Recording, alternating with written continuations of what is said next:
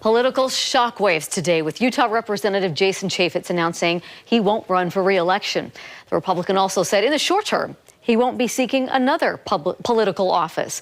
Political specialist Ladd Egan joins us now with what's happening next. Ladd, any contenders already lining up? No one new has entered the race today, but some of the names that are being talked about are ones that you might expect, including former presidential candidate Evan McMullin and Provo Mayor John Curtis. Those are two Republicans. For Democrats, Catherine Allen is a declared candidate and has already raised a considerable amount of money. As for what's next for Mr. Chaffetz, all he'll say is that he is returning to the private sector.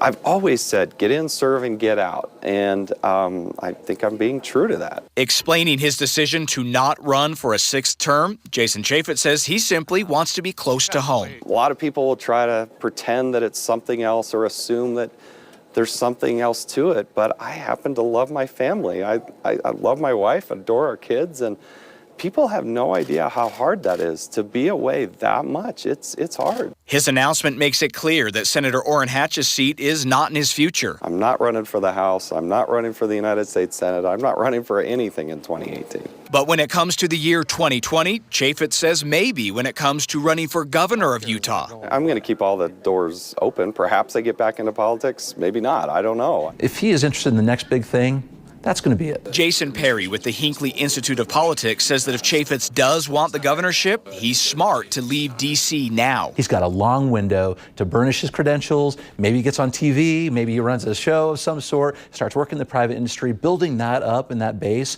just to get ready to hit the ground running when the time comes. So I don't know who's going to step up. As for his 3rd district seat in Congress, Chaffetz says it's up to voters and that he won't pick a successor, but he does make one prediction. There are a lot of good people who would be very good in this job. I'm totally confident that it will stay in Republican hands. Tonight, Chaffetz won't say if he is going to step down before his term ends in January 2019. As for a career choice, Chaffetz only suggested that it could have something to do with communication, and there is speculation about him entering cable news. Of course, he has been appearing as a frequent guest for years. Coming up at 6:30, stay tuned for my sit-down interview with the congressman. And, you know, Deanie, one of the questions that I asked him about is the current contentious state of politics. You'll remember that town hall meeting, very boisterous, whether that had anything to do with him deciding to leave. Certainly, he's been in high demand on those talk shows as continued investigations come forward. So time, I mean, you believe that part of it. Especially today with Fox News Channel. That is the rumored cable news outlet that he could have a job with. And, of course, one of their main stars leaving today. So the timing definitely curious here. A lot of speculation. All right. Yeah. Keep us posted, Ladd. We'll see you at 6:30. Thanks.